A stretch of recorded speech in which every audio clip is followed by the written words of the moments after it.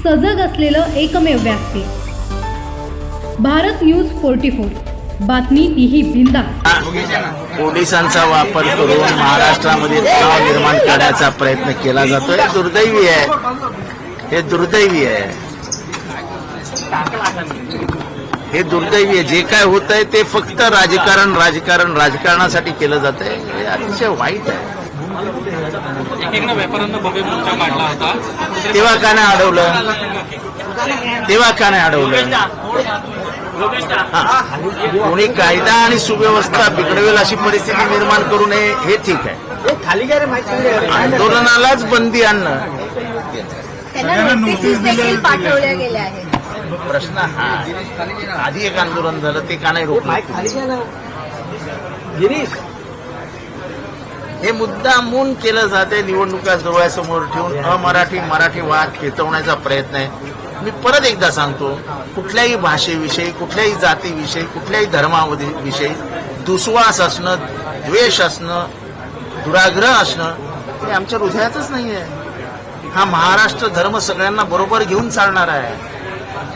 इथली माती ज्याने कपाळाला लावली त्याचा उद्धारच झाला। आम्ही काय निशिकांत दुबेची वाक्य ना उच्चारणार। जो काय निशिकांत दुबे बोलला, अरे महाराष्ट्राने अख्ख्या भारताला पोचलेला भारत आहे यार। महाराष्ट्राने अख्ख्या भारताला पोचलंय।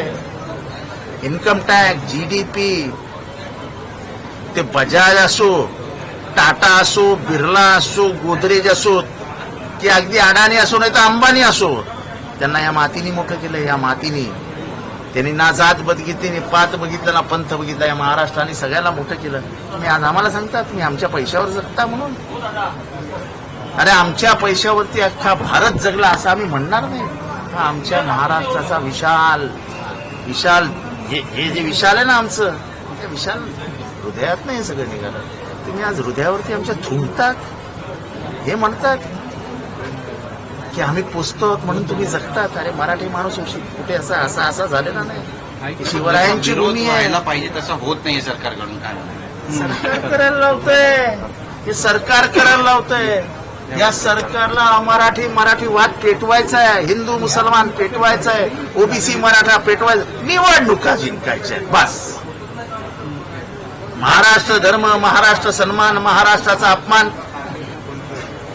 प्रताप सरनाईक म्हणतात की एक गृहखात्याने सांगितलंच नव्हतं। हे प्रताप सरनाईक म्हणतात की जी कारवाई पोलिसांनी केली ते गृहखात्याने सांगितलीच नव्हती। गृह खात्याने सांगितलं नव्हतं तर सस्पेंड करा लगेच। गृह खात्याने सांगितलं नाही, सरकारने आदेश दिला नाही तर कसली वाट बघताय? करा सस्पेंड। सरकार आहे, सरकारने नाही सांगितलं ना, करा सस्पेंड। प्रताप सरनाईकांनी मागणी करावी की सस्पेंड करून टाका सगळ्यांना। त्यांचा मतदारसंघ आहे, ते आज मंत्री आहेत त्या भागातले, करा सस्पेंड। अरे काय सांगता? पोलीस आहे ना, पोलीस स्टेशनच्या बाहेर सरकारला विचारल्याशिवाय पडत नाहीत। काय सांगता मला? आम्ही काय आज आलो काय? आम्ही पण 45 वर्ष राजकारण करतो। मराठीची मुस्कटदाबी आहे, मराठी माणसाची। ही सरकार जाणून बुजून फक्त निवडणुका डोळ्यासमोर ठेवून ते आधी हलवते, बाकी काहीही करत अशाच नाही। नवनवीन अपडेटसाठी बघत रहा भारत न्यूज 44, सत्याचा प्रकाश, बातम्यांचा विश्वास।